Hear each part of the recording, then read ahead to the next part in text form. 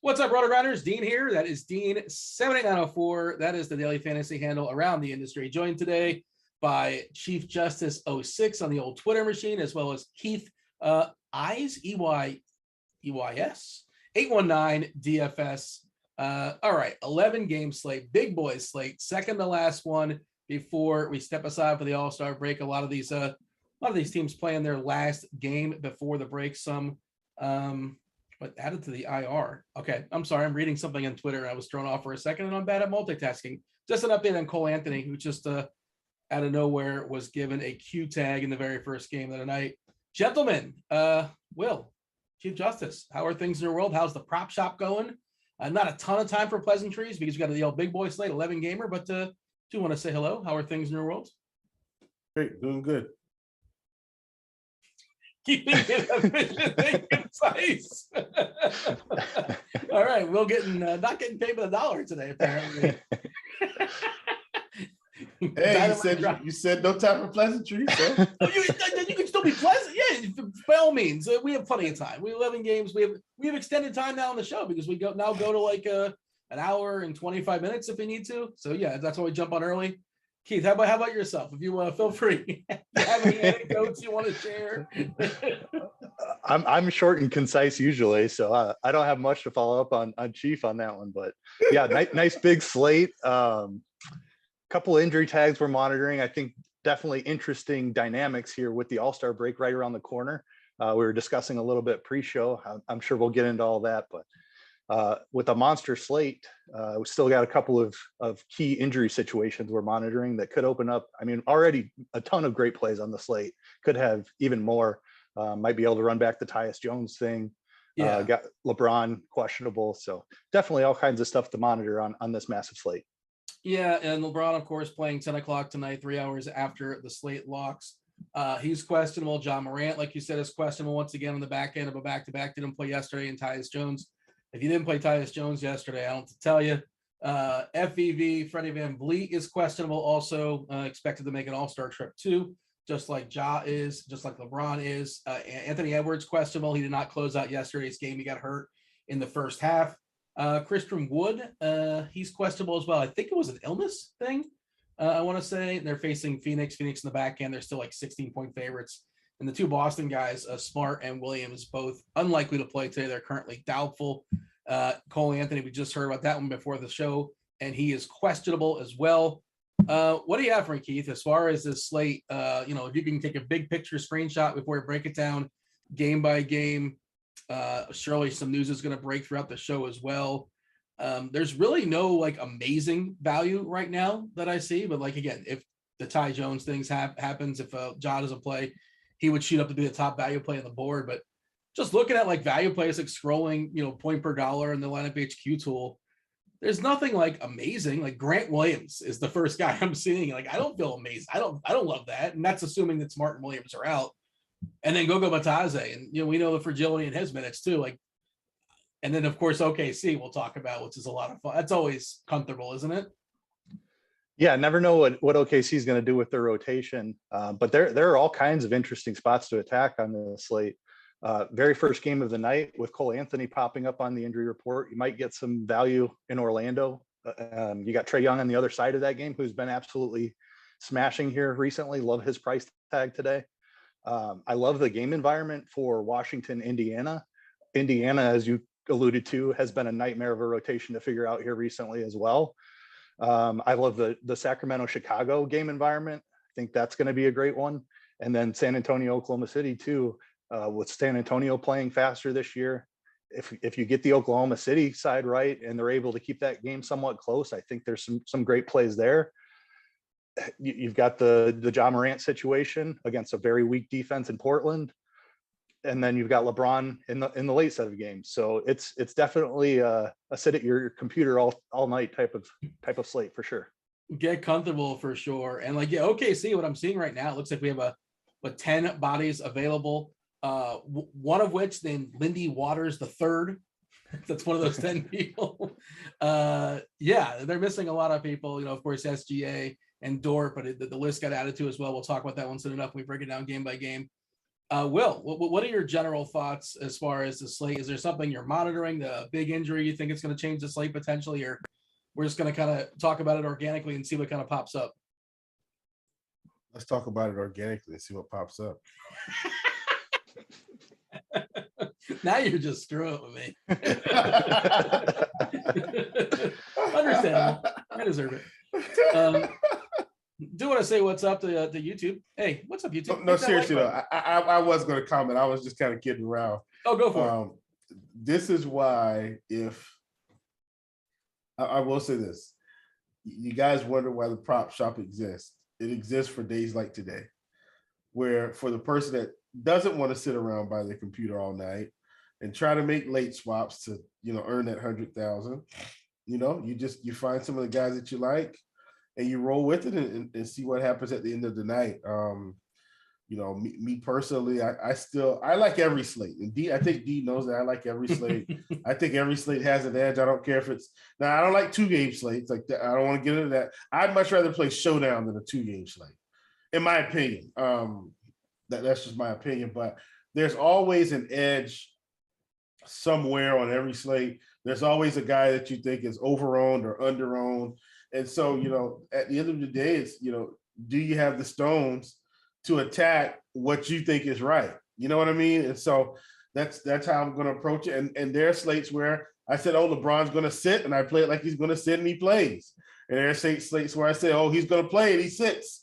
And, and that's where I guess the late swap comes in. Me personally, I like to, I don't want to say handcuff myself.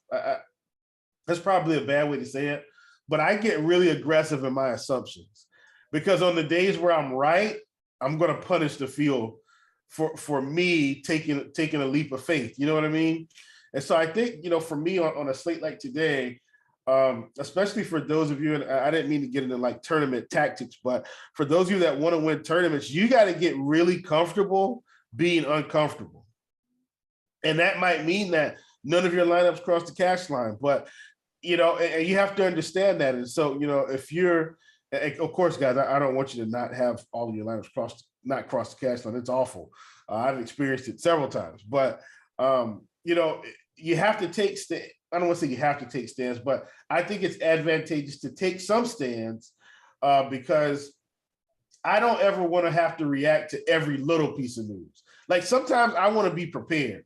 And so, when I'm building 150 lineups, we have a if then, portion of our injury. I call it injury IQ, injury HQ, where we go in and you look at it. It's not called injury HQ, but it's the situation room. You go in there and look at everything. But I build lineups accordingly, so I don't have to react to so much late news. So I'll have an Excel sheet that has LeBron in, prepared to play. I'll have one that has him out. I'll have one that has Ja in, and it's a lot of work, right? It's a lot of tedious work to have 10 to 12 different builds ready to go at one time. But, in my opinion, you have to be ready to pounce on information. And then you also have to be ready for 655 to come and for it to screw those 10 lineups up and do something else different. So I always say on slates like this, be as prepared as you can, take as many good stands as you can, and let the rest of the chips fall where they may. All righty. Hey, if you want to join. This is why I don't do pleasantries. I get into a soliloquy. If you want to hang out with Chief and a lot of sharp people in the prop shop, doesn't cost you anything. Rotogrinders.com/Discord. There are multiple Discord channels that are free. There are multiple Discord channels that happen to be premium. That is a non-premium channel when it comes to Discord. And right below the prop shop, well, I should say right below it directly, I'm going to lie, is the Blenders Game Theory. That's premium, but below that is the live stream chat. What up, live stream chat? I just learned in the live stream chat, I pulled it up. Apparently, producer Devin went to a open mic night last night. I don't know if he went on stage or anything, but this is the important stuff you learn. Other things like basketball-related stuff going on there as well, too. Do hit that like button if you guys are on YouTube. Feel free to subscribe. Feel free to turn on notifications. And also, if you guys are on YouTube and you want to join the conversation, again, rotogrinders.com/Discord, live stream chat channel. Every once in a while, a couple times a week, we're giving away 1 week free of RG Premium. just to join the conversation there in the live stream chat. Producer Devin comes out of nowhere. Producer Steven, somebody comes out of nowhere, hooks him up with 1 week free of RG Premium. I know we did that the other day. Maybe we'll do that tonight. Not really sure. All right. Check this out. Fun fact. Yeah. I started playing a 2D video game on my phone. It's called Retro Bowl. Okay. I don't even know why I'm playing this game, because clearly I can just go upstairs and play Madden. But God, this is so fun. It takes me back to the old Tecmo Bowl days, but it's called Retro Bowl. So it's a spinoff of Tecmo Bowl. I'm having so much fun. This is more fun than NBA 2K right now. Retro Bowl, 2D video game on your phone. And literally, there's no spins or jukes or anything. There's a stiff arm, and then you can slide it up and down. You know how you did on Tecmo Bowl, where the guy just moves up and down, and you juke it, then you run for a touchdown. Like, that's what it is. I'm like, man, this is so fun. This is what video games are about. Everything's too realistic now.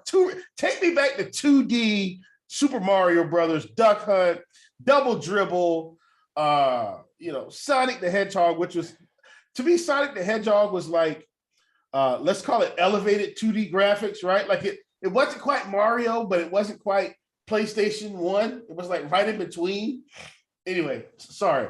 That's where I'm on right now, since we're handing out fun facts. Keith, well, what's going on in your life? Give me something interesting. You like Kit Kats? Kit Kats. Left Twix, right Twix. Come on, give me something here. Man, I got nothing for you. I don't know what you did not play Duck Hunt, right? I think Keith's too young for Duck Hunt. Do you know what Duck Hunt is? Absolutely, yeah. I was all about come Nintendo. Keith knows what Duck Hunt is. Don't insult the man. Absolutely. Did you cheat? Confess up. Did you cheat at Duck Hunt? Everybody at some point took that gun right at the screen, right? Oh, of course. Yeah, you had. We all cheated. Just how high of a score you could actually get if you did it. And the dog, when you miss, would taunt you and laugh and snicker at you. All right, we gotta talk. We gotta talk some. Tell us your favorite random retro game in the chat. How about that? There you go. We'll have a good time there on the live stream chat channel. Atlanta, Orlando, 11 games tonight. There's only one starting at 7 o'clock. Theoretically, I'm like, oh, good. I get to punt the first game, and I can buy myself a half hour's worth of information. The trouble is, there's some good plays in this game. Atlanta, Orlando, 227 is the total. Atlanta is a 7-point favorite. Back end of a back-to-back. Atlanta, of course, is without John Collins. They have Bogdanovich, who is questionable. We just got this one out of nowhere as far as the Orlando side, that Cole Anthony is questionable, in addition to Mo Wagner, who is still out for them. Yeah, so like the best big spend, or one of the best big spends, dollar for dollar on DK tonight, Keith, I think is Trae Young. And the ownership reflects that as well. And again, it's a 7 o'clock game, which kind of bums me out. And then there's Clint Capella, who, in the absence of Collins, is splitting those 48 center minutes with Okongwu. He wasn't spectacular yesterday, but he had the opportunity. And now he presumably has like 30 minutes against a bad Orlando team. Man, I wish this game wasn't at 7 o'clock, but are you on Young and Capella as well? Because I think they're both really, really solid picks tonight. I prefer Young out of the two. Capella just recently, I think he's been 2 games in a row now over 30 minutes. So, I mean, he could absolutely smash in that amount of time. Don't get me wrong. But Orlando has the bigs to stop him. They've got Bamba there. They've got Carter there. So I just like the matchup for Trae Young a little bit better. He's been absolutely smashing, just scoring all kinds of real points. He's been over like 50 fantasy points, and just, it's like 7 out of his last 10 or something like that. Just, he's been really consistent, scoring all kinds of points. Love this matchup for him. I'm very interested in Trae Young. He'll be one of my higher owned guys. I think I'm comfortable going underweight on Capella, though. They don't seem to like him. I know Collins is still out, and he's going to have to play a few extra minutes. But we just saw him fail in the same spot last night. So I'm more comfortable being underweight on Capella than Trae, I think. If Bogdanovich is out, how much does that matter to you? You bump up like maybe Gallinari, Hunter, and Herter like a little bit incrementally, maybe like Wright or Williams get a few more minutes. Is there one guy that really benefits, though? I don't think one guy really benefits. It's all like little bumps, right? Yeah, it's little bumps across the board. I will note that Hunter is going to be out there for mid-30s minutes more than likely. We haven't really seen a big game from him, but he's been out there a ton of time. Theoretically, he's got more upside, in my opinion. The price has come up a little bit. He's now 4,700, but I still think he can put up like a 30, 35 fantasy point game that we haven't seen from him yet. Will, what do you have as far as Atlanta? And feel free to jump over to Orlando. And obviously, situations can change if Anthony doesn't happen to play. Yeah, man. I mean, like you said, I think big things will change for me. And it's actually not Jalen Suggs. I think Franz Wagner will probably get really interesting. And then depending on, and I will say this right now, depending on whether or not Gary Harris makes it to the starting lineup, I would start looking at some Gary Harris props right now in terms of points. If any are out there, I mean, if they got him sitting at like 10.5, just go ahead and take the over just in case. So just want to throw that out there. For me, Clint Capella, man, I've been on the Capella train. Once I saw Capella get down to this low 5K range, I just started playing him. And so, like you said, last night it was only 21 fantasy points. But all in all, I mean, he's pretty much, if he gets 30 minutes, it's pretty much guaranteed 30 fantasy points. If you want kind of I guess we go high floor play, right? For 5K, I mean, you get 30 fantasy points. That's reasonable at 5,300. So I like Capella. Gallinari is continuing to play big minutes or played big minutes the other night with Collins out. Hunter, Herter, they're all very cheap. Trae Young at 9,400. You know, he's the big dog. Let him eat. Should be able to do whatever he wants to do against Orlando. But I will be very interested in Franz Wagner if Cole Anthony sits tonight. I mean, very interested. Ownership is reflected on DK as far as Young and Capella, both at 26, 25%. Pretty big number for an 11 gamer, and not necessarily the same there on FanDuel. When you consider the difference in prices, it makes sense. We have Young at 13% currently as far as ownership, and Capella at less than 5%. Keith, your thoughts as far as Orlando, if Anthony is in, if Anthony's out, and Carter on FanDuel's got a pretty good price there at 6.9. We're expecting a pretty good ownership for him as well, but if Anthony plays, 6.3 is fine too. But what do you have as far as the Magic? Yeah, if Anthony's in there, I'm not really sure how to handle this game. I don't have nearly as much interest. It's Suggs for me if Anthony is out. I think you see him handle the ball a lot more, which could raise his ceiling. That assist rate should come up a little bit. I think so, and against Trae Young's defense, who we know has struggled on defense in his time in the NBA. So Suggs is a guy that I think I would attack if Anthony is out. If Anthony's in there, I'm not sure that I get to very much of the Magic. I still have interest in Young on the other side, so I might try to run it back with somebody in the majority of my lineups. I like the Carter price, would be fine if I land there. And the Cole Anthony price, if he's in there, is fine as well. But really what I'm hoping Anthony sits and I can play some Suggs. All right, let's move on. Talk about Washington, Indiana. 226 is a total. Indiana is a 1-point favorite for Washington. Porzingis not ready to go just yet. Beal, of course, out for the season. Gafford out for conditioning reasons. Rui Hachimura is also out with his ankle. So theoretically, a little bit smaller. The bigs are hurting there. Bryant can only play so much. As far as the Indiana side, they're pretty beat up as well. No Duarte, no Isaiah Jackson. Brogdon actually officially ruled out like more than like an hour before lock. Good job, Pacers. It only took you 15 games to figure that one out. It's been questionable, I think, for 15 games. I'm pretty sure. Something absurd. Like, what are we doing? Yeah, I think he did play one. He might have played one of those 15, but yeah. He did, and then he left early in it. Yeah, okay.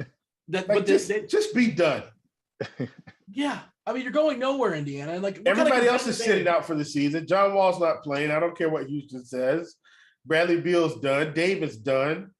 Just come on. Just stop it. Take a season off, get healthy. Porzingis needs to be done too. Just sit out the whole season. Well, like you do every other season. Most of those teams want to lose. The ones you just kind of ran off. Yeah, all those teams basically want to lose. All right. Keith, I guess I'll throw this one to you. Whatever side of the game you want to start on. I think you were talking about liking this game as a game stack, and for sure, it's pretty appealing. Also worth noting, like Indiana, do we assume Jalen Smith draws a start once again? He was really good in his limited time yesterday. Why was he limited? Because he was super handsy. He was fouling a bunch. Lance Stevenson may or may not start, probably not, but he's still kind of in the mix, and he's a guy who can get going for sure. But it's the Halliburton show. Buddy Hield's got a pretty solid price as well too, and I'm a little bit nervous about Goga Batadze, but he's got a cheap price. In theory, there's some value there, but I don't think I trust it. I'm scared. Yeah, the Indy side is really difficult to figure out, but that gives us some appeal for tournaments, in my opinion. I'll start with the Washington side just because it's a little bit easier to break down. Kuzma's been doing everything for this team. That price in the upper eights is where it should be more or less. He's a little bit underpriced in my opinion for his recent role. It's the matchup against Indiana. They just have not played defense at all. And with Kuzma's role, I think he has a massive ceiling here tonight. So definitely want to get to some of him. Bryant is the other guy I think has a little bit of ceiling, but we haven't seen the minutes out of him. So taking up that center position, it's difficult for me to get to Bryant. Theoretically, there's some upside there, but I think I need to see it out of him. Kispert is the other one I would have slight interest in just because he can get hot from 3-point range. DK specifically, I'm talking, he's 4,300. If he makes 4 or 5 threes, you get that extra bonus for the 3-pointers on DK. I think he's in play there. On the Indy side, I have interest, but it's more difficult to figure out. Buddy Hield is the one I feel the best about. He's still 6,200. We have seen him shoot an incredible amount since he's come over to Indiana. His first 2 games, he struggled shooting from the floor. And then in the last game, he just absolutely lit it up against Milwaukee, 14 for 20, 8 of 12 from 3. So if you get that type, I mean, you just saw it, that's a ceiling game. 6,200, that's a smash. Washington struggles on defense. We know Buddy's going to be chucking it. I think you can play some Buddy for sure. Halliburton is at an elevated price tag, but we've seen a really solid roll out of him as well. Feel great about mid-30s minutes from him. He can get there in a multitude of ways. He can drop points in the bucket. He can dish out some assists. So I have interest in Halliburton, even at that elevated price tag. And then it gets really, really dicey from there. You talked about the bigs and how their minutes have been kind of all over the place. Jalen Smith got in foul trouble, and we saw Terry Taylor run out there for 30 plus minutes in the last game. O'Shea Brissett is a guy that just torched a ton of my lineups yesterday and a ton of my prize picks. And just, I mean, I was over on his points, rebounds, and assists on the prop sites and played a ton of him in DFS because I thought his ownership was a little bit low for that price tag that had come up. Turns out he was too expensive last night. He didn't do anything in like 28 minutes. Yeah. But I think nobody's going to play him today because of that. So I'm willing to go right back to him. I love this matchup against Washington. I'm going to attack some of these indie guys who failed yesterday because they're all still really cheap. And there's a ceiling here against this Washington team. I think somebody goes off for a good game. I think Hield and Halliburton are the obvious two, but I think one of these secondary guys can have a big game as well. Hey, we talked about Hield yesterday, bouncing back against Milwaukee, which is an amazing matchup for shooting threes. And I talked about this with Grant earlier today on the betting show, the Scores and Odds betting show. And it's like, it's a terrible matchup versus Washington as far as making threes. I think they're the best team or the second best team in basketball as far as subduing 3-pointers and actually, actual 3-pointers made, but also like they're not a good team. And is that an overall team philosophy? And they've changed a lot of the parts as well too. So do you have a thought on that? Because I feel like I could still play Buddy, right? It's just that I just thought it was an interesting thing to throw out there. Like on paper, it's a bad 3-point matchup, but maybe it's different because the pieces are different. Now like Kispert's involved and Howell Neto and, is a team philosophy. You have a thought there? I'm not concerned about it, basically because I know he's going to be attempting a ton of 3-pointers. Yeah. I think that you made a good point on the flip side of the argument is that it's not the same team that has produced those numbers all season. So I'm even less concerned about it. I agree with you. I think Buddy's a great play. We have a 47% projected ownership on Kuzma on FanDuel because the 7-7 price is really, really appealing over there. KCP is one of those that kind of plug and plays to sort of make stuff work. You're not excited about rostering him, but he's perfectly fine. 4-2 on FanDuel, and he's 4-4 on DK. 10% ownership there. Kuzma, we're looking at 16% because 8-6 is a bigger tag, obviously, but he certainly can pay that off. Will, jump in here. Is this one of the more appealing games for you? Who's jumping out for you? Buddy Hyde, let it ride. He's just going to keep chucking. Actually, but honestly, what I'm most excited about with Buddy is his minutes. Like, we haven't seen him get consistent 35 minutes since he's been in Sacramento ever. And I do mean ever, right? I mean consistently. I'm not saying a sprinkle here, a sprinkle there. I mean every game counting on him to play big minutes. Last 3 games, 39 minutes, 39 and 37. this is what Buddy Hyde, and I know it's healed, but this is an RG thing here. Buddy Hyde. I mean, this is what we've been waiting on. Look at these shot attempts, 17, 19, and 20. If he's going to take this many shots every game and play this many minutes, 6,200 is too cheap. He should be at least 7K by now, right? So I think we're still getting a pretty good discount against a Washington team that's, clearly packed it in for the season. I mean, whenever you bring Ish Smith back and send away Montrezl Harrell, trust me, you've packed it in, okay? And nothing against Ish Smith. He's a consummate professional. He's going to go out and do his job, but you're not trying to win with Ish Smith, okay? So let's just get that out of the way right now. So Buddy Hield is my number one play. I think that Tyrese Halliburton at 8,400, I think you're overspending a little bit, but if the guy goes off for 55 fantasy points, is it overspend? Absolutely not, right? The only time it's an overspend is if it's the end of the night comes and they don't hit the ceiling. Until then, we have no clue. And that's what I'm talking about when I'm saying, hey, you got to take some stands and go with how you feel. I like Tyrese Halliburton at 8,400. Ownership very low on DK currently, which is most appealing with him there. You've got the old Raul Neto from Mr. Mean Dean Fighting Machine at 4,700, who I will not be investing in. You've got Corey Kispert at 4,300, who's playing really good minutes. He's got a 30 burger in him. I think he's a little bit sneaky. You've got KCP at 4,400, who, gosh, man, all these guys are getting good minutes, but I just don't feel good about them. Kyle Kuzma, do I want to overspend for Kyle Kuzma to go off for 50 or 60 today? Maybe, right? He's in the mix. I wouldn't have been my single entry, but he's in the mix.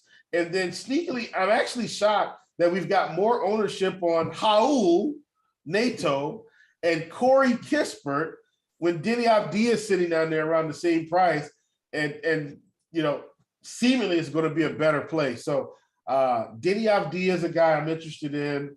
Don't hate Kyle Kuzma. Probably going to pass on everybody else. I keep talking about Thomas Bryant, but he does seem to have a minutes cap.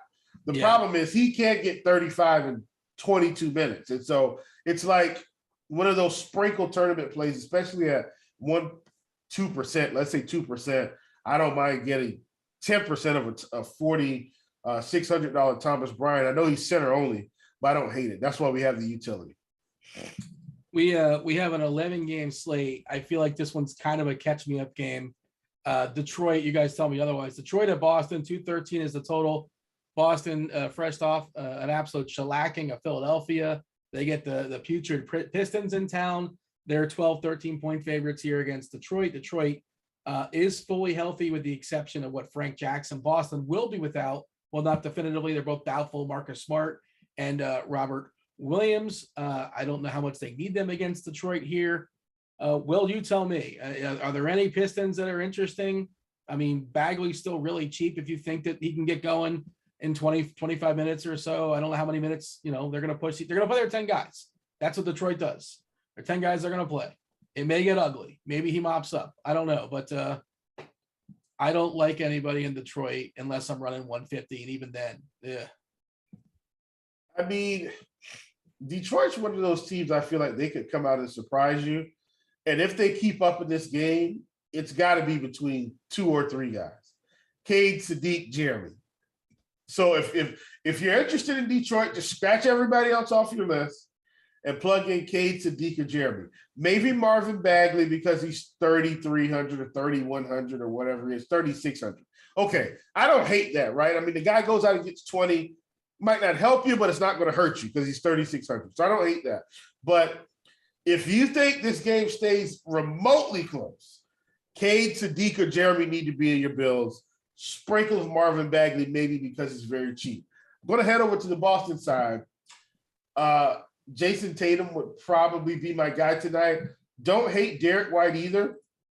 The way Boston's been playing, my gosh, they're beating good teams by 30 points. Good teams. This team is terrible. So you know what that means? Detroit's going to lose by 2 points tonight. Probably need to go ahead and fire up Cade, Sadiq, and Jeremy, sprinkle of Marvin Bagley, and just hammer Jason Tatum. But wait, the score could be 87-89 if it's a 2-point game. And I think that's, yeah, I don't think this game is close and high scoring. I would be surprised. Detroit is like the worst team in basketball offensively, and Boston is the best team in basketball defensively. Like there's no reason to think that Detroit. There was no reason for Boston to beat Philly by 40 last night. But it happened. It's an outlier, but it stresses on. Well, not really. I mean, Boston's been playing well. Listen, here's my point. Boston's not going to blow everybody out every day. So I'm speculating here. Down Marcus Smart, down Robert Williams, and maybe just maybe Detroit can hit some shots tonight. Because here's the thing: we don't need. Hear me out here. I'm not saying Detroit's good. I'm saying if we're interested in if Tatum's going to hit massive ceiling, the game's got to be remotely close, right? And I love Tatum tonight. And so as a result, if I love Tatum, somebody from Detroit, Cade, Sadiq, Jeremy, sprinkle Marvin Bagley because he's 3,600. One of these guys is going to have some form of a ceiling game. They're going to have a ceiling game. I'm going to leave it at that. Boston cannot blow everybody out the whole season. And we know how this goes. It's right before the All-Star break, right? All these weird things start happening. And you look at the end of the night, we just need Detroit to keep this game within 8 to 12 points the whole time. And if that happens, these guys are going to keep playing. And that's really the outcome I'm looking for. I'm not looking for the 2-point game. I'm looking for the 8 to 12-point gap that they just never lead. They can never get the true separation, right? The 20 to 30-point game. I don't think they're going to beat Detroit the way they did Brooklyn when Brooklyn was just down everybody. I don't see that happening. Detroit's going to put up some form of a fight. What better time to do it than right before the All-Star break to see if you can knock off one of the hottest teams in basketball? All right. Well, we differ. I think if the game's close, it's low scoring, and then it's not good for DFS anyway. Everywhere basically. But what do you have for me, Keith? What are your thoughts? Break the tie. Yeah, I'm going to lean inside on this one. This Boston defense has just been incredible. Even down Robert Williams and Marcus Smart for most of the game yesterday, just absolutely shut down Philly. Yes, probably an outlier, but this defense has been playing elite for several weeks now. Detroit struggling on the offensive end as it is. It's maybe on a different slate. I could see Chiefs' perspective, and I would be willing to attack it. And I would love to play some Tatum, but I don't think that I need to on this slate just because there are a lot of other game environments that I prefer to this one. I'll play some Tatum, and if I do, I'll run it back with somebody on Detroit. It's going to be Bay or Cade for me. Just haven't seen it from Jeremy Grant yet. He's struggled a little bit since coming back. But yeah, it's just. I'll give you this. The last time they played Detroit, Tatum played 28 minutes. He put up 40. He gets anywhere near 35 points, and it's getting scary. I'm just putting it out there. 40 actual points he put up. 40 fantasy points. Sorry. That's my point though. That's not gonna be enough on the slate. That's worthless. Yeah. No. I think you're missing my point. I'm saying he played 28 minutes. I'm saying he gets anywhere near 35 minutes in this game, and now he's going to start pushing the ceiling. I'm just saying the opportunity is going to be there, even if it's a blowout. If it's not a blowout, he's going for 60 plus. All right. Final word here, Keith, as far as this. I will sprinkle a little bit of Tatum and Brown. Yeah, and run it back with a piston, but it's going to be like a 10% of my 50 or 60 lineups. I think Derek White you can play regardless, just because he's stepping into a new role with Marcus Smart injured, and the price tag is too cheap. So I'll have some Derek White just because I like the price tag. But if I'm playing Tatum or Brown, I'm running it back with the piston. Do you think Grant Williams is kind of sort of someone interesting if everybody's out as a cheapie? Like obviously not a high ceiling guy, but he's 3.2. Does he do anything for you? Not a ton. I mean, we'll have to see what other kind of value shakes out. He's definitely in play as it sits right now, but he's not a guy that I want to end up running in like 30% of my lineups. That's where I'm at. He's like in the holding space, and then hopefully he gets replaced, basically. Yes. Yep. I feel like I can do better with whatever's hiding behind door number 2. He's what 0.69 fantasy points per minute. He started last game. I presume he starts again here. White started the second half for Smart. We're assuming he's going to start as well. Tice is not 3K, but he's 4.4 now, so he's not. I thought he might be interesting at 3K. He's 3.6 on FanDuel. He got power forward tag too. Maybe he gets some running a blowout, but 11 game slate. All right, let's move on. Brooklyn, New York, 215.5 is the total here. Brooklyn is a 5.5 point underdog here. Of course, they're going to be without no Kyrie, no Simmons, no Durant. New York continues to be without RJ Barrett and Nerlens Noel. So Keith, I love Julius Randle tonight. He feels like a little bit, I don't want to say an overspend, but like he's not like a great math play tonight on DK. But I'm going to make sure I get more than the field. He's in good form. The minutes have been insane. Didn't play yesterday, not playing tomorrow. National TV game, in-state rival. Tibbs is still his coach. You get extended, breathers as far as timeouts in that ESPN game. 38, 39, 40, possibly 41 minutes here. He scored at least 28 points, I think, in 6 of his last 7, or maybe it's all his last 6. He's been a little rough this year based off last year, but it feels like he's in last year form right now. And his usage bumps up in the absence of Barrett and Rose. And there's nobody in that Brooklyn side that's going to subdue him. You think that Andre Drummond's going to hold him down? That ain't happening. LMA, not happening. I like Randall more than the field does. What say you? I agree with you. Love Randall tonight. Chief over there is one of the guys that got me on Randall. Just talking about his splits without RJ Barrett, as this is going back a couple of games. I think you wrote it up for Scores and Odds like a week ago, and it was just a great call, and he has continued to smash just ever since then. So great call by you. You were on it before anyone else. Love the spot for Randall. Brooklyn stinks on defense. Yeah, I'll have a ton of him. At least double the field. You like anybody else on New York? I can play some Grimes for sure. I like his role. He's been seeing the minutes. Probably not a huge ceiling, but just kind of similar to the Grant Williams play right now. He's a guy that fits. The salary helps make things work, so I don't mind that at all. I think he continues to get run, even if New York gets out to a bigger lead too, he could still see that full allotment of minutes.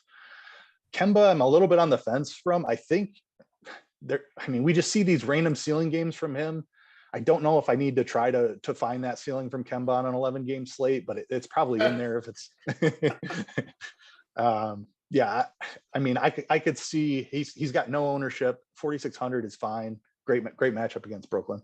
Didn't close last game, which was kind of concerning for me. Yeah. Grimy, as his friends like to call him. Grimes is playing with 40 minutes last game, 5 minutes in overtime. I'm pretty sure played all 5 minutes there. And he's no longer 3K, so you got to think about it, right? He's not a great fantasy point minute player, but if he's going to play 35 minutes or 33 minutes, certainly he's got to be in the pool of cheapies. Your thoughts here, Will? Obviously, you echo the sentiments of Randall. I assume you speak for yourself. And then jump on over to the Brooklyn side where, I don't know. What do you like on Brooklyn? It's a big old mess. Drummond didn't play as much as I thought he would last game, but I still think like he's fine, right? I don't know. You tell me. Yeah, this is the Randall show here. 9,700. It's crazy. These splits without RJ, like you just need to go look it up. I'm not gonna just go look it up. It's insane. He's basically a superstar player without RJ Barrett playing there. And you look at the numbers, I'm just going to give you like the raw stuff outside of the usage. I think Randall's usage is somewhere in 31, 30. It's something crazy. Maybe 29. But either way, look at these games, Dean. 32 points, 30 points, 28 points, 28, 28, 30. 26 field goal attempts, 20, 23, 22. That's what I'm interested in. I know I talk about this. I don't try to make NBA DFS hard. If a guy's shooting the ball north of 20 times and he's inefficient, just start playing him and start hammering his props. Why? Because when the shots start falling, his price is too cheap and the props are too low. And that's basically what we saw with Julius Randle, right? He had creeped down to like 8,800, 8,700 because he wasn't playing well. And all his props were like 18.5 and 17.5, just stupid low numbers. And then RJ goes out, and all of a sudden, he's back to being an all-star. Hint, Knicks, get rid of RJ Barrett or find a way to stagger the lineup better. God, that's just so obvious, right? Like, what's wrong with these high-level $1 million coaches that can't see Julius Randle is hurt by him and RJ Barrett playing 30 minutes together? Just split them up, right? Run RJ out for the first 6 minutes, take him off the court, let Julius run, sit Julius, run RJ back out for, you know what I'm saying? Like, come on, it's simple math. You can't split them up. They're both playing 40 minutes. That's my point. Like, stop doing this. At any rate, Julius Randle, big time in play. Another guy that's overpriced, Evan Fournier. Don't play Evan Fournier. He's at 6,500 now. At the 5K range, I could play him. Quentin Grimes down to 41, which makes no sense. I don't know what that's about. Against Brooklyn, I would play him. And then Kemba Walker, I'm just committed to not playing any Kemba Walker because I don't know when Thibodeau is just going to start playing Alec Burks 40 minutes. I have no clue. The only person that's safe right now is Julius Randle and a sprinkle of Mitch Rob tonight, okay? A sprinkle of Mitch Rob at 5,900 at 2%. We saw some of his ceiling the other game. Going to speed up here. Don't really want to play anyone from Brooklyn outside of I am gonna try this again. Bruce Brown and Andre Drummond. I'm gonna try it again. Drummond did play 24 minutes. Do they push him, right? Like, can he get to 28 minutes? If he can get to 28, I think we can get a 40 burger out of him. Once he hits the 40 burger, you're no longer able to get him at 5,800. He's going to be 6,500. So I'm saying on guys like that, play him now. He's not going to burn you if he gets 35. If he gets 40, now he's starting to help you because he's showing some ceiling for the price. So Drummond and Bruce Brown, for me, are two guys that I'm absolutely going to play. I know Seth Curry can stroke the rock. 18 shot attempts. I don't want to contradict myself. I like the shot attempts. But at 5,700, I'm going to take a wait and see one more time. Because he's not as big of a name, he probably goes from 58 to like 6K, and I can still stomach playing him at 6K if the shot attempts continue. Cole Anthony is going to play for Orlando, by the way. Keith, did you kind of give your thoughts there as far as Brooklyn? Yeah, Drummond, where we're seeing 27% ownership on DK as of right now. I mean, Bruce Brown had the ceiling game of all ceiling games. I think he had like 8 stocks or something like that. Like, don't assume that's going to, he's still fine, but just don't bank on that. We're looking at 21% ownership there. Like, he's had some like DNP CDs, and I guess he's going to draw the start once again, but you never really know what Kerr's up to. Always tinkering there with that lineup. Your thoughts as far as Brooklyn and close out? Oh, what do you have, Will? Let me plug this in. This is going to sound crazy. I do like Cole Anthony tonight with him being in. This is going to be an up and down game. So at 67, I'm going to like roll the dice, right? I'm not saying I'm going like 20, 30%. We got to project at low ownership. I would get some exposure in multi-entry tournaments. So a sprinkle is what percent? For me, a sprinkle is more like 8 to 10. Because typically when a guy's low owned, he's like 1 to 2, right? Yeah. And so I want to get enough far ahead of the field to where my 10% is starting to really lap some folks. So a sprinkle for me is like 10. What's a roll of the dice? 20, 15? A roll of the dice is probably tomato, potato, about the same. A pinch? What's a pinch? 5%? Yep, there you go. Smidge? Yep. 5%. A pinch, 5, a sprinkle, 10, a dash. Now we're starting to get into the 50 to 20% range. And then if we're getting saucy, now we're starting to go 30 to 50, right? And then of course, Dean, if I say lock button, the guys know I'm not lying to. If I say lock button, I'm hitting the lock button. They're in all 150 for sure. There's a lot of hyperbole in the tout game, but like when you say lock button, you legitimately mean lock. Oh, I legit mean all lineups. I'm not over exaggerating or exaggerating. Over exaggerating is literally the same thing. All right, let's move on. Let's talk about Toronto, Minnesota. 227 is the total. Minnesota playing on a back end of a back-to-back. They are 2-point dogs here. Toronto, we have Freddie VanVleet, questionable. Now, please sit tonight, VanVleet. Don't play, please. Well, okay. Well, he's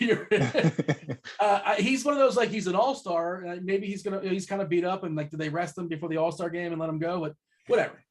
He earned it, yada yada. And that's more of a LeBron conversation we'll have, I'm sure. But all right.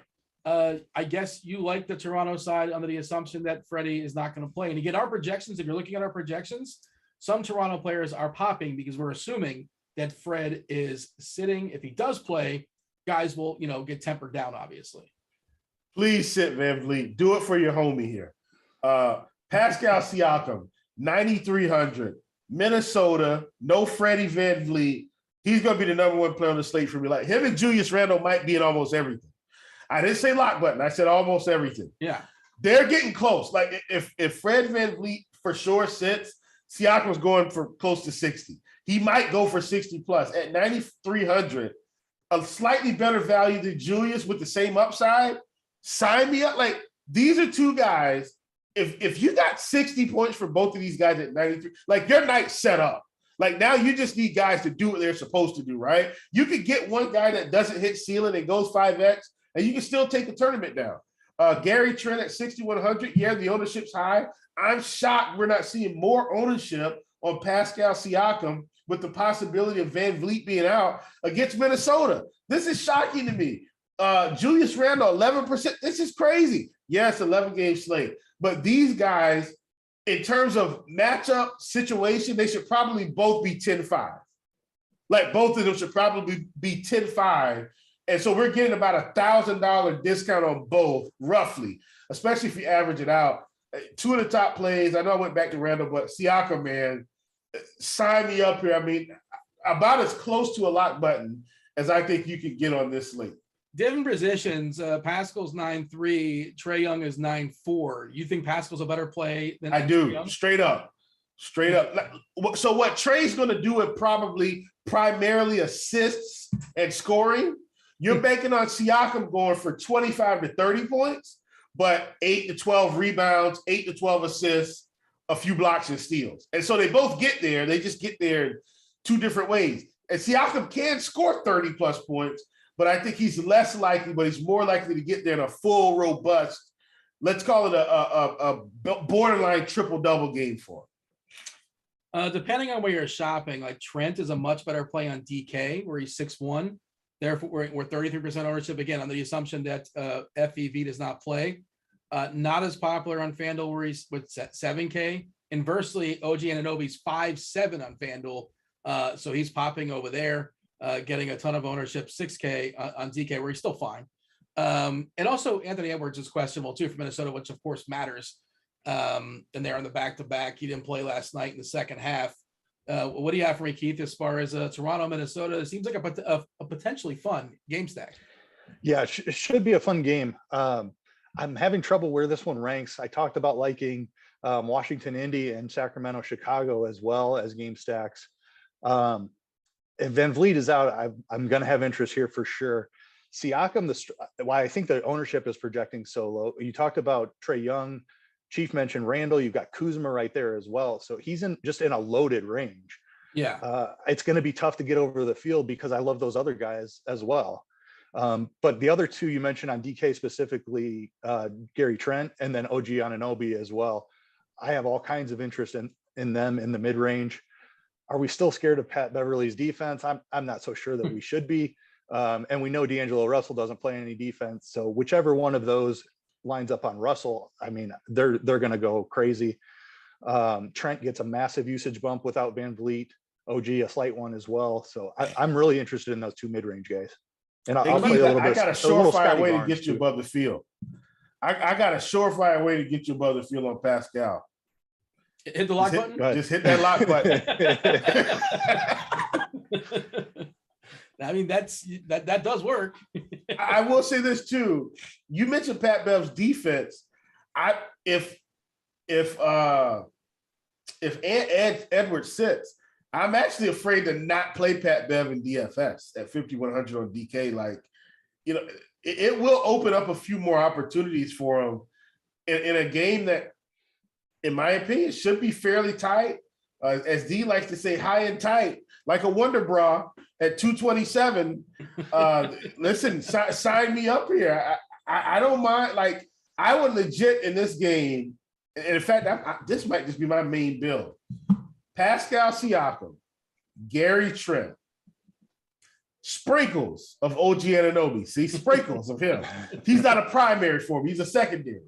But then I would probably for sure I'd probably have Pat Bev in that build. at 5,100, he with no and I mean, we saw some ceiling from him in the last game. And goes down, he puts up 40 quick, just like that. So I like the opportunities here. And the same thing for D'Angelo at 74. That's going to open it up for him as well. This is a good game to target, in my opinion. Your opinion too, of course, but I like it a lot. We saw a big game yesterday that Jaden McDaniels played 37 minutes. Of course, that game went overtime.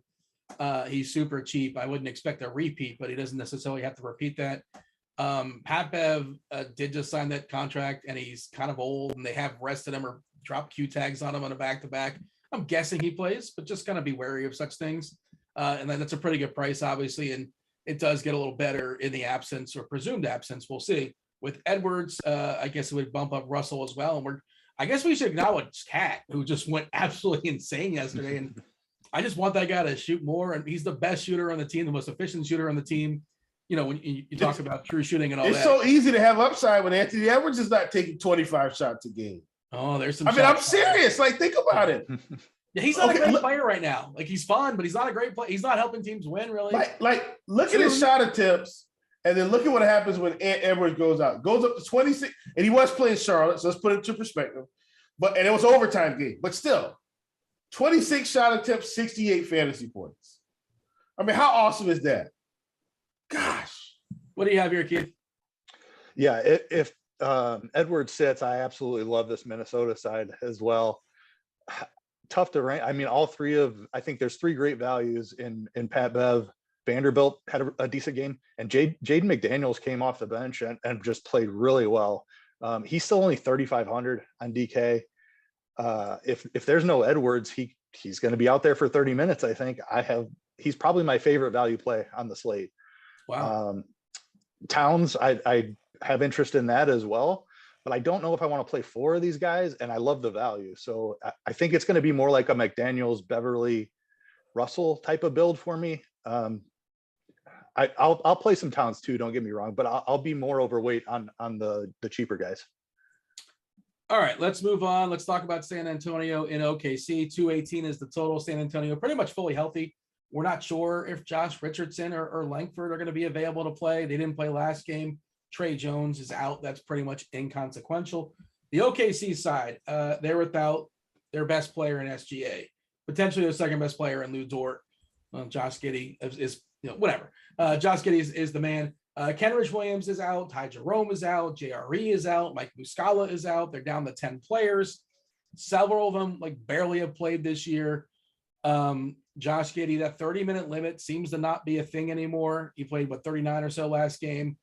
Youngest person ever to get a triple-double, second youngest person ever to get a triple-double, third youngest person to ever record a triple-double. Good for him. And he runs the show here against San Antonio. Good pace. Pretty clear run back on the other side with DeJounte Murray, who should just do whatever he wants against this OKC side. Of course, he is expensive. Keith, this OKC stuff, Wiggins is really, really cheap on DK. Trey Mann, we're expecting a good bit of minutes out of him as well. Baisley's been pretty good, so the price is there. And then the Giddey price, much better on FanDuel than it is on DK. But of course, if he's going to drop another triple-double, you probably want some of that as well. Yeah, OKC is very difficult.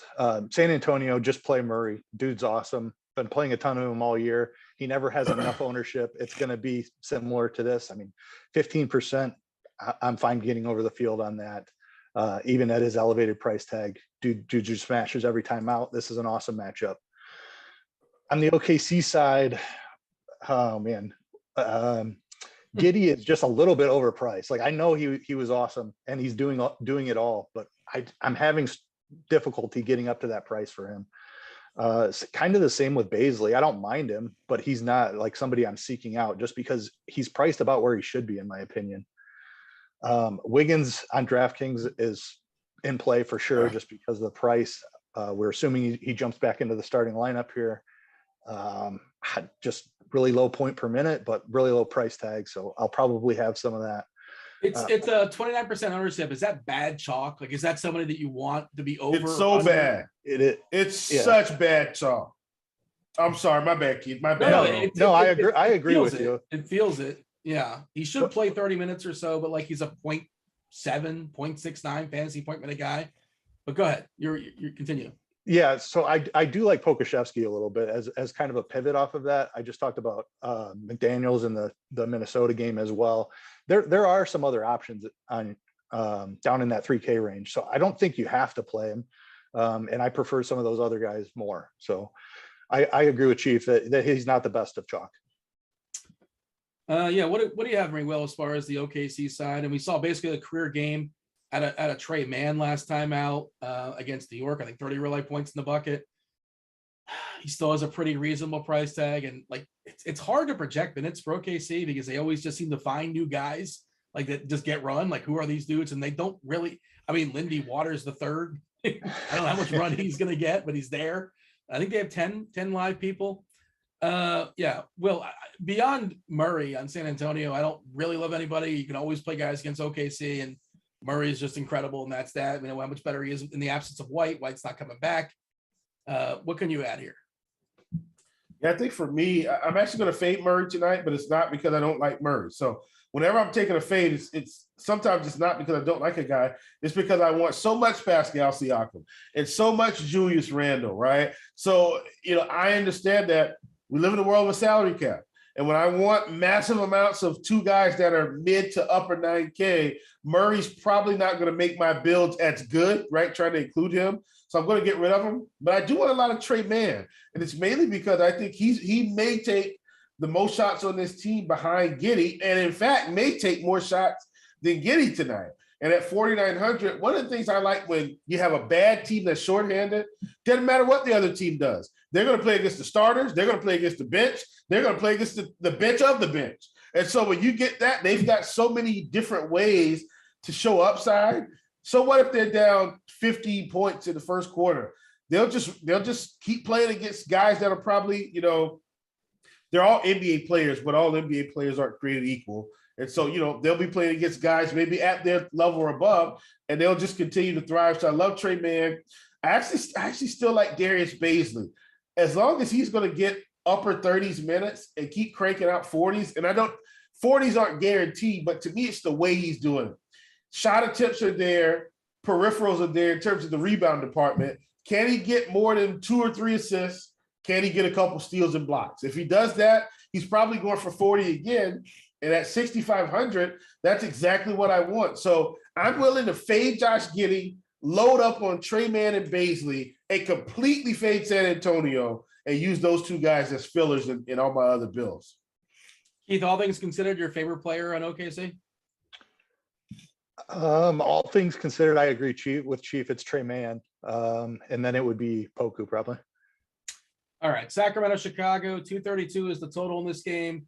Chicago currently a 6-point favorite. They are going to be without Lonzo Ball and Alex Caruso. It's been for a while. Same deal with Zach LaVine. It's been a DeMar DeRozan show. They're dropping 32.5 like totals as far as props, and he's just like annihilating them every single night. Not even shooting threes. I'll just do it 2 at a time or 1 at a time. He gets fouled a lot too. Sacramento, Davion Mitchell is questionable, as well as Jeremy Lamb. Yeah, so Keith, is DeRozan, have we seen the price tag this high? Basically not, but he's smashing it every single night. Sacramento's not going to subdue him. It's a bad team, obviously. Good matchup. The minutes are there, but again, you could amongst all the studs, where does he rank for you in the rest of the Bulls? Yeah, I mean, you would at first glance think that this is way too expensive of a price to pay for DeRozan, but Chief was touching on this with Randall in that, like, you just see them consistently outperforming their number. Just keep playing them, and that's where I'm at with DeRozan. He's running off a string of 35-point games that we haven't seen since MJ. Like, it is just incredible what DeRozan is doing. I'm going to keep playing. I'm definitely not going to stop playing him in this matchup against Sacramento. One of the best matchups in all of basketball. Over 10K is tough to ask, but if he's going to put up 35 points and give me 5 to 7 assists and rebounds as well, he's certainly in play at that price. Same with Vuk. Like, Vuk's really expensive and he's crushing the world also. And who's stopping him on Sacramento? Probably nobody. Just they're pretty pricey. Will, what do you have as far as this game? Feel free to bring the Kings into the conversation, which I'm just not really on. I think the Kings are just kind of a full pass for me. Yeah. What do you have? Yeah, I definitely like Vooch, definitely like DeRozan. Vooch is one of my plays of the day on Prize Picks, 39.5 points, rebounds, assists. If you look at the past few games, 46, 46, 41, 41. And tonight he gets a pretty good matchup with Sacramento. So I do like the over on the 39.5. My other one actually hasn't come up yet, so we'll get there as we roll along.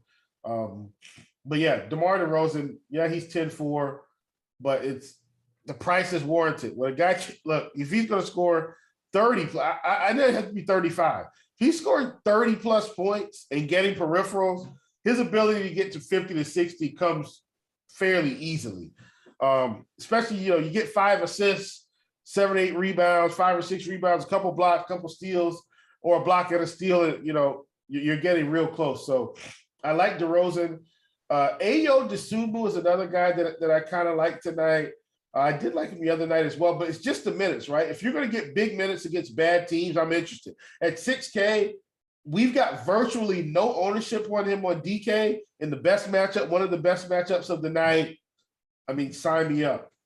In terms of the guys from Sacramento, we saw Dante DiVincenzo come out and play 26 minutes. Not sure if that's going to continue, but if it is at 3,900 on a team where he's going to come out and stroke it, I mean, he took 11 shots.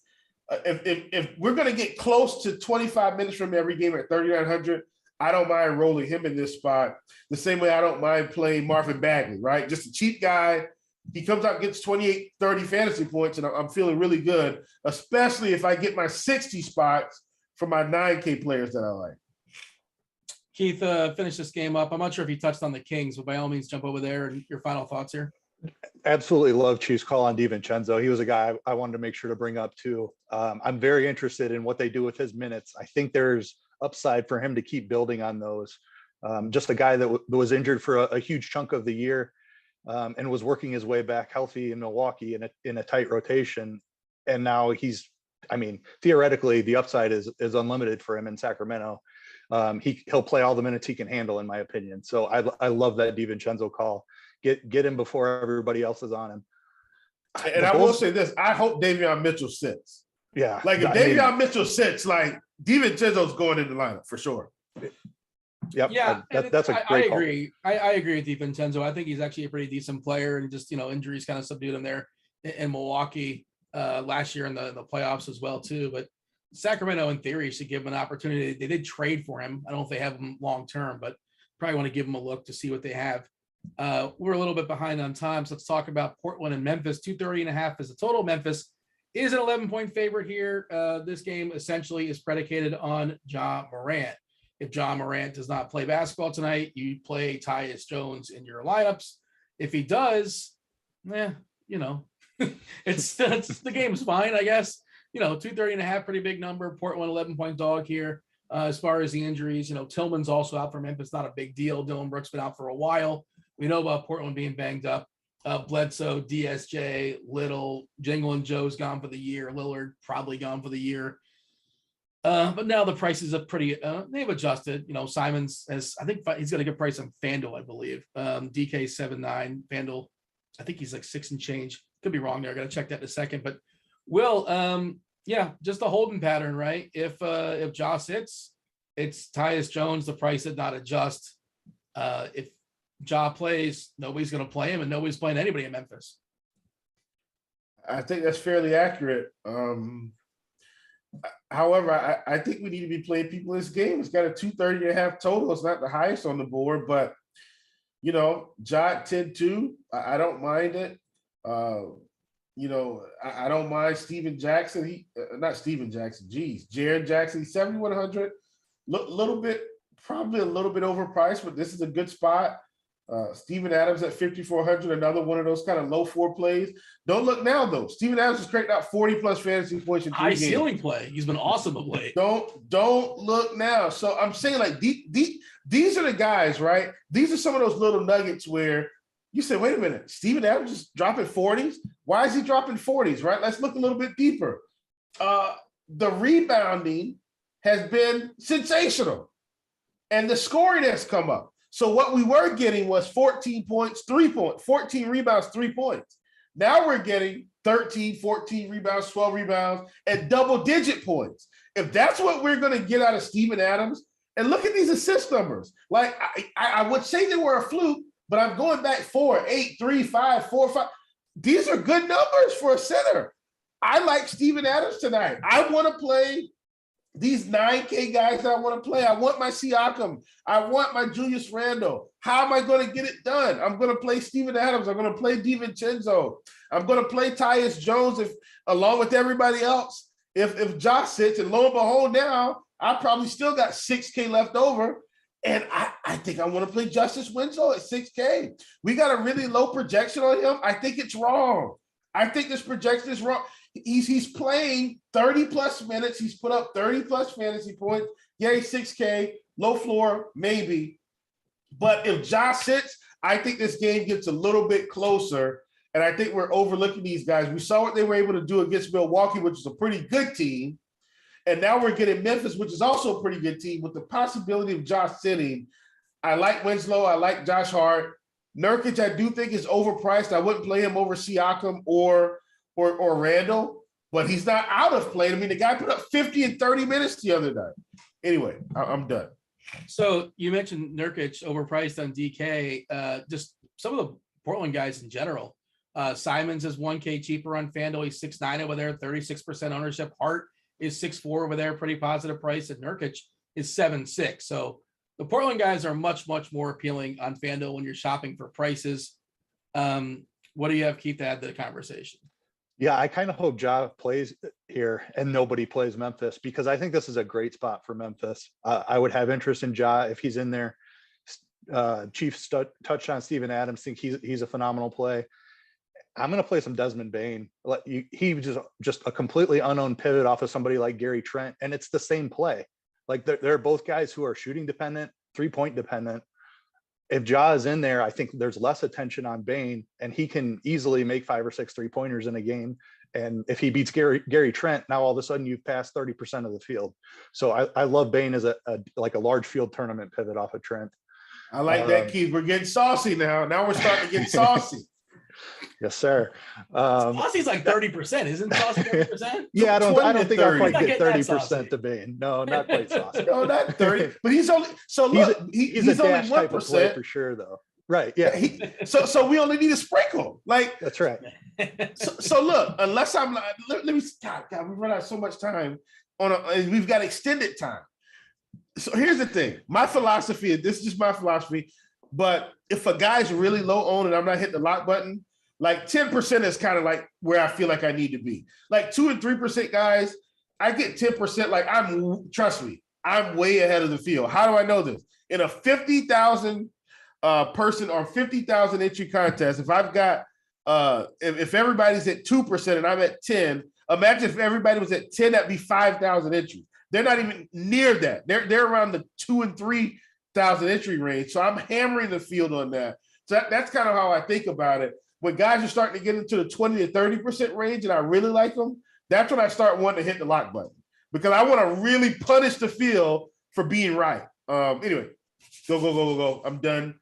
Next game. Finish your thought, Keith. I think you're in the middle of something, right? No, that's all I had on Memphis. Okay. The Portland side, I'll play some Simons. The price tag is up, and Memphis has been really great on the defensive end as well. So I don't have as much interest in Portland other than bringing it back on the other side of Ja or Bane if I play them. Do want to be able to answer the questions that are being compiled right now in chat. What up, chat? Hey, if you're on YouTube, you're like, hey, how come we're not chatting with these guys? There's no chat. Hit that like button. Do subscribe. Do turn on notifications. Helps us out with the old algorithm. Keeps the proverbial lights on.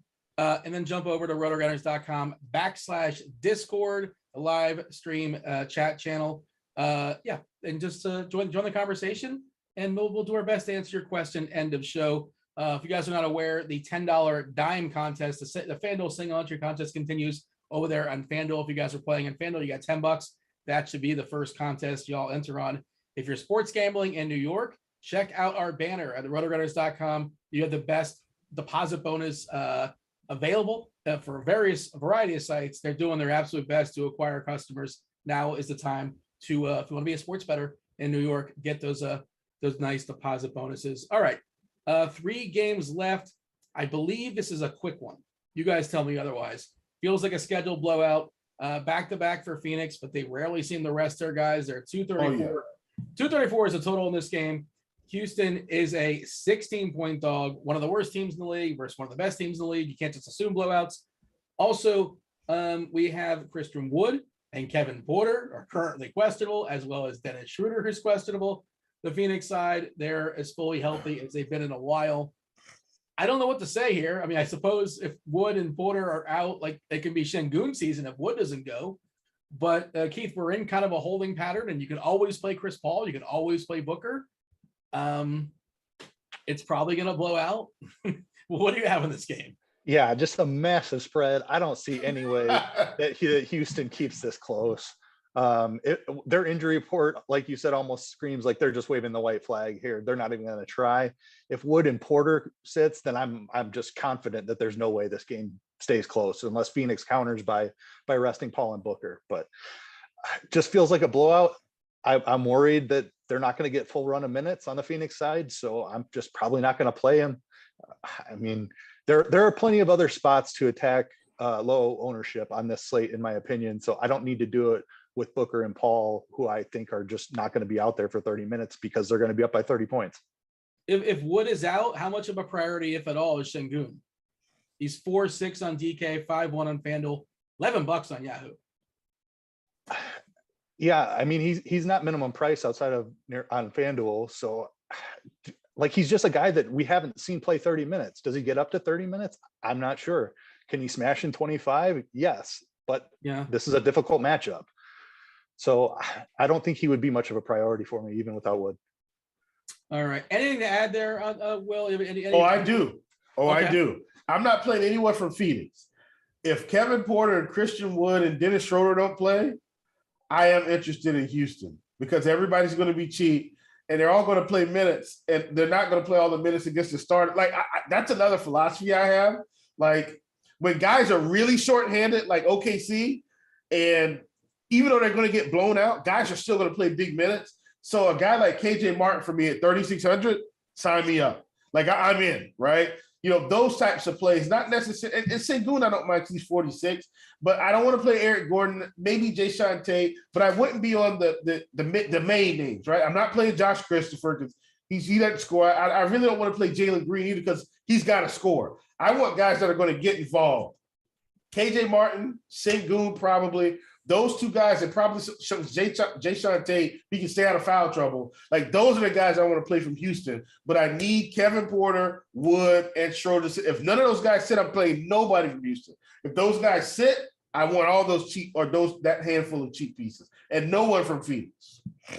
The back half of the doubleheader tonight on national TV is Utah versus the Lakers. 226 is the total. Lakers 5-point dogs. Rudy Gay is out for Utah, but otherwise they are fully healthy. The Lakers, Carmelo's out, Bradley's out, Davis expected to play, and of course the big one is LeBron is questionable with his knee. I happen to think he's going to play, but I don't know anything. I'm just guessing. To me, it just makes sense that he plays on national TV with the All-Star game right around the corner. I don't like this game at all, Keith. I mean, yeah. Utah's a bad matchup. Utah's fully healthy, and yeah, you can get pieces of Gobert and Mitchell, I suppose. But again, they're most appealing when other guys are out. Of course, that's all teams, but more so than other teams. That's kind of Utah's for me. Their rotations are fairly predictable. You tell me otherwise. Does this game do anything for you? I do like the matchup on the Utah side. The Lakers play really fast. So I'm going to play Mitchell and Gobert for sure. I don't think I'm going to play them in the same lineup. And that's just because Gobert coming back from injury, he only played 22 minutes in the last game. If he sees somewhere in like that 22 to 25 minute range, I want not all the Donovan Mitchell, but I want a good chunk of Donovan Mitchell. It's just a phenomenal matchup. And if Rudy's only out there for 24 minutes, Mitchell has a good chance to hit a ceiling game against this Lakers team. Was he ejected? I thought I saw he was ejected. Did I misread that, or wasn't that news in the last? He played 22 minutes. He stopped playing at the 6-minute mark. Was he ejected in that game? I don't recall that. I thought I saw that, or maybe it was misreported. I know I saw it on Twitter, but I wasn't watching the game. But yeah, they might want to kind of baby him. He missed like 9 games, so it would make sense they wouldn't throw him in there for 35 minutes. Correct. Yes. And we only have him projected for 30 minutes right now. I think that's us kind of hedging, just splitting the difference on that, just assuming that he's not quite up to full speed yet. So Mitchell is the guy I prefer, but nobody's playing Rudy Gobert, and the Lakers are not good against centers. So I have a little bit of interest in him as well. But that's just going to be a sprinkle type play. Will? Donovan Mitchell, and more Donovan Mitchell. I mean, this is a spot for him to thrive. I think Donovan Mitchell is in that spot where he goes for 30 real points tonight. So love Donovan. He's about the only person I want to play from Utah. In terms of the Lakers, LeBron's always in play. But once again, I feel a lot more comfortable with my 9K guys. And AD could absolutely tee off against anybody, but I feel so much better about Siakam and Randall, man. I'm just, as you can see, I'm kind of in a more of an all-in state on that range of player versus trying to get to LeBron or AD here. Yeah, that's kind of where I'm at too. I'm not here to discourage Mitchell or LeBron. And if LeBron doesn't go, Davis is pretty interesting at 9.5, obviously. But the prioritization, and like you have Mitchell, it sounds like behind Pascal and behind Randall. So it's hard to get all 3 of those guys. So yeah, like you can certainly play them. They're fine. I don't know if I'm getting there. Let's talk about it's a dual prong hammer. Denver, Golden State, 225.5 is the total in this game. Denver is a 5-point dog at Golden State. It feels like it should be a game. It'd be more interesting for DFS, but as you know, Denver is just always just Jokic and nobody else. Morris expected to play, so any sort of value on guys like Bones Highland or Faco Campazzo or whatever is not really going to be there. Golden State, they're going to be without Draymond and Iguodala, and you can always play Steph, but he seems to be always like a tick too overpriced. He kind of has to get there. He definitely has to get there through his points. He can, but it's just not an appealing DFS matchup, far as I can tell. 2 pretty good defensive teams as well. Will, you tell me otherwise. How do you feel about Denver, Golden State? I'm not playing anybody from this game. All right. Keith, what do you have? Pretty much where I'm at too. It'd be Jokic and Curry only for me. Outside of that, I have no interest. Well, that was quick and efficient. Look at that. All of a sudden, Got we you just right back back on up. All right. I'm going to take a peek at some of the questions that we have compiled in chat. Again, still probably have time to get it in there. We'll see. Devin and Steven are lurking in the live chat. What up, live chat? Fire off some of your questions in there. Let's see. Wood is questionable. So is Sengun a lock? We just sort of talked about that one. Yeah, I mean, it sounds like myself and Will are a little bit more interested in Sengun. I wouldn't say he's a lock. I mean, I would never use that word. But yeah, feel free to elaborate on that one, Will, as far as Sengun under the presumption that Wood does not play. Yeah, he's definitely not a lock. But remember, for me, it's not just Wood. I need everybody out for me to get really excited about playing him. So that would be KPJ, Schroeder, and Wood. If just Wood is out, I'm still not that interested in Sengun. I want all 3 to sit, and then I feel much better about him being able to get to where we want for fantasy purposes. Marcus Smart officially out as we suspected. Robert Williams officially out as we suspected. Derek White drawing the start. Again, no surprise, as well as Grant Williams drawing the start. Bogdan Bogdanovic is available for Atlanta. He's fine. Kills the upside of just a tick as far as some of those fringe wing guys on Atlanta, but not breaking news here. Oh man, Flores Mark wants to know, this is for you, Keith, if Bruce Brown starts again, do we like it at 4K on DK? Do we like it? No. Unfortunately, he's in play. I mean, you touched on his stocks. That's very important to note. Like, don't expect 50 again. But I think like 35 is absolutely within the range of outcomes. He's still underpriced for that role if he gets to start. Will is CP3. Is Chris Paul, is he feeling vengeful versus Houston? Is he a vengeful guy? Has he got a little John Wick in him? I don't think he's feeling vengeful against this team. none of those guys were there when he was there, basically, right? I don't think. James Harden's long gone. Yeah, that's like 3 teams ago for James Harden. Did you guys? I was studying James Harden's outfit last night for like 20 minutes. I couldn't figure it out. Just wild. So the Dude, Browns that's secretly the most underrated thing you said today. So he had these brown sleeves that like it's a different. He had like a red overcoat or a jacket or something like that, like a white shirt. But then there's brown sleeves, and were they connected with the brown sleeves? I really am telling you, I spent way too much time on this because if you study the picture, is he just wearing like long like gloves essentially, or are the sleeves, the brown sleeves are connected to the red coat? I'm not a seamstress. I don't know, but I need answers. It was amazing. I was impressed no matter what. Hey, this is important, Keith. OKC, how many players would you play per lineup? But you have a max, you have a cap on OKC players? Yeah, definitely. I haven't run enough lineups to know exactly where I want that to be. 3 is the number that I typically land on. I definitely don't want 4 of them. I know they're underpriced. And like if you're playing if you're playing Baisley and Giddey, then I think those might be the only 2 I want. Yeah. Like I'm factoring in ceiling when I'm building tournament lineups. Like, can all 4 of them smash? No. Okay, then I only want to play 3 of them. And if I don't think 3 of them can smash, and the Spurs are pretty good on defense, so a massive slate. The number might end up being 2 for me, but right now, just off the top of my head, I think it's 3. Will, if you think, do you think Jalen Smith starts for the Pacers tonight? And if he does, are you interested?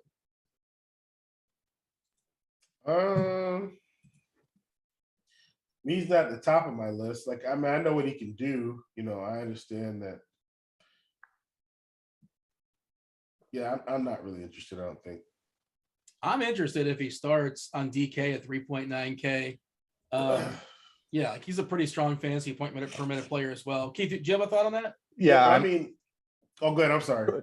I am interested. I know it's a messy situation, but I mean, these guys, we're talking about just guys that were all massive chalk on the last slate that we were just playing. And now nobody's going to play them on the very next slate when they're all basically the same price and they have a phenomenal matchup against Washington. I have a ton of interest in these guys at low ownership. You had a thought, Will? I want to see minutes. Like, I know he only played 17. Like, can I get 25 minutes, please?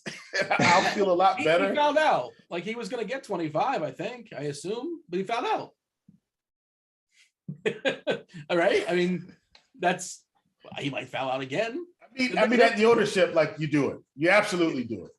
Well, the thing is, if he's all of a sudden starting, he's not going to be 1% owned. Like that the ownership's going to reflect that, I assume. Like that right now, we don't know. We'll see. And they only have 10 guys, Indiana. They're going to play all 10, I think.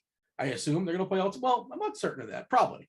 Like Stevenson's another guy off the bench that he was chalky just the other day, and he didn't start. And I think he got a pretty good bit of ownership, and he wasn't bad. He wasn't amazing, but 3.8K on DK. I think he's kind of interesting as well. He can always get loose.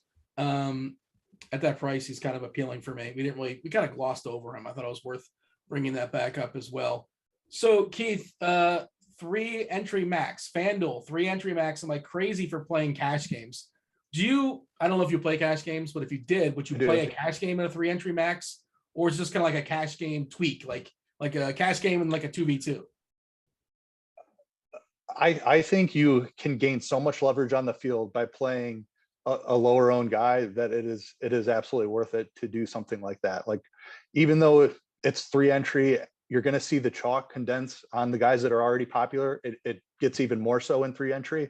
So when you play a guy who's projecting for like 10% in large field, you're going to get that guy at like 2 or 3% in that 3 entry tournament. Yeah, so I think that leverage that you gain by doing that is worth much more than just playing the quote right plays. You can't have ownership projections for every possible slate, but it's really important to know how much the ownership gets squeezed in single entry and 3 entry max. And our ownership is for like a large field, right? It's right. Not, and the ownership gets so condensed, and really it is. You can get the outlier like a good play that's like 4% owned. And yeah, he might not be the guy, but like, if he is, it's a huge separator. So yeah, understand that note. And I've noticed that as well, as far as building the 3 entry stuff or single entry stuff. Like, don't be afraid to make a little tweak off of your, just hitting the optimizer, because that's what a lot of people are doing. You see that a lot. Will, thoughts as far as Pat Beverly? He's been crushing it at his price. Do we like Pat Bev? If Ant Edwards sits, absolutely. Sign me up. Oh, it's my turn to pick my NFL pack. I better get on this before somebody else buys it. How convenient that the show just ended. Now I can buy myself a pack of NFTs, which are going to be worth, well, who knows? Hey, Will, do you have a final thought as far as this site before you step aside and make way for crunch time? Don't fade someone you've been on all day because you got all this news, because you'll be kicking yourself in every part of your body at the end of the night when they drop a 70 spot.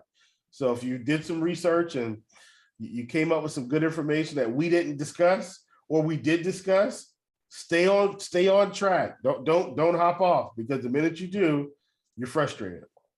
Yeah, it's an 11 gamer. There's a lot of good stuff out there. Keith, your final thought. Also, did you get a pack and did you open your pack? I did get a pack while we were on the show. I have not yet opened it, so definitely itching to get off of here and see how many Stafford or Cups I pulled in this Super Bowl pack. Who's breaking the slate? I don't know who it's going to be, but one of those indie guys who busted yesterday are going to go 10x today. Do appreciate y'all watching us on the old YouTube. Hit that like button. Do subscribe. Do turn on notifications. Back tomorrow if you guys are premium. Go to rotogrinders.com. You got Andy Means. You got Kevin Roth taking you guys straight up the lock. If any news breaks, I'm sure some will. They will break down that news, help you guys out with core plays, help you guys with building. Basically anything that's in your mind, they're happy to answer your questions. That was Keith. That was Will of the I couldn't think of why did I lose? I was gonna say Will of the prop shop. It's that Top Shot pack, D. You got you nervous. I can't multitask. Yeah, apparently. I'm Ron. I need a teleprompter or something like that. Hey, do appreciate it. Y'all good luck tonight. Smash. I was Dean. That was basketball. Thanks, producer Steve. Devin Lurkin as well. We're out of here. Oh!